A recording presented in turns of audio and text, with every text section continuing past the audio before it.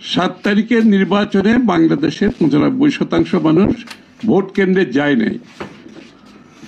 অর্থাৎ তারা এই নির্বাচন ব্যবস্থাকে, এই রেজিমকে প্রত্যাখ্যান করেছে। 95% মানুষ যে বিরোধী দলের ডাকে তারা যায় নাই। আর 5% যারা গেছে তার মধ্যে প্রায় প্রত্যেকটি দলই বলেছে এটা নির্বাচন গ্রহণযোগ্য হয় নাই। ওই 5%-এর ভিতরেও বলছি আমি, ওরাও বলছে হয় নাই। ওয়ালটন ফ্রিজ কিনে অনেকের মতো আপনিও হয়ে যেতে পারেন মিলেনিয়াল, সেরা পণ্যের সেরা অফার।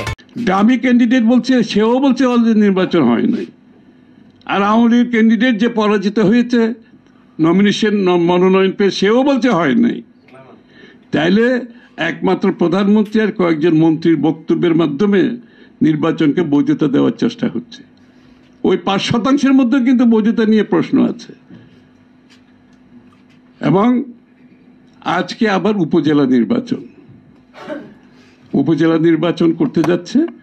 এইবার চিন্তা করছে যে বাংলাদেশের মানুষ বোধহয় নৌকাকে ভয় পায়, নৌকার কথা শুনলে বোধহয় ভোট কেন্দ্রে যাবে না। এবার নৌকা বাদ দিয়ে দিছে, মানে তাদের নৌকা নিয়ে জনগণের কাছে এখন আর যাওয়ারও সাহস নেই। নৌকাকে কিন্তু এখন বাদ দিয়ে দিচ্ছে। অথচ তারাই কিন্তু আইন করছে এই স্থানীয় সরকার নির্বাচনে নৌকা দিয়ে, অর্থাৎ দলীয় মার্কা দিয়ে ভোট করার জন্য। আইনটা কিন্তু বাতিল করে নাই, মাথায় রেখেন। আইন কিন্তু বাতিল হয় না, আইন আছে। এই আইন রেখে কিন্তু তারা আবার নৌকা নিয়ে জনগণের কাছে যাচ্ছে না। কারণ ওরা দেখছে বাংলাদেশের জনগণ নৌকা যেখানে আছে তারা সেখানে নাই। তারা বয়কট করেছে, তারা নৌকাকে ডুবিয়ে দিয়ে এখন জনগণকে বিভ্রান্তি করাতে চাচ্ছে। এখন তার নৌকা নাই, আপনারা আসতে পারেন। যেখানে কোনো কন্টেস্টেন্ট নাই, যেখানে কোনো পার্টিসিপেশন নাই, সেখানে আবার কিসের ভোট?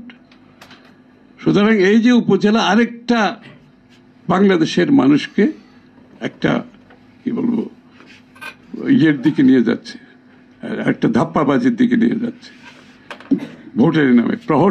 প্রহসন বললে খুব কম হয়, যে না প্রহসন শব্দটা ব্যবহার করতে ইচ্ছা হচ্ছে না এখন আর। কারণ যেখানে ভোটেই নাই সেখানে প্রহসন হবে কোত্থেকে? ভোট হলেও না প্রহসন হইতে পারে কিছুটা। ভোট বলে কিছু নাই যেখানে।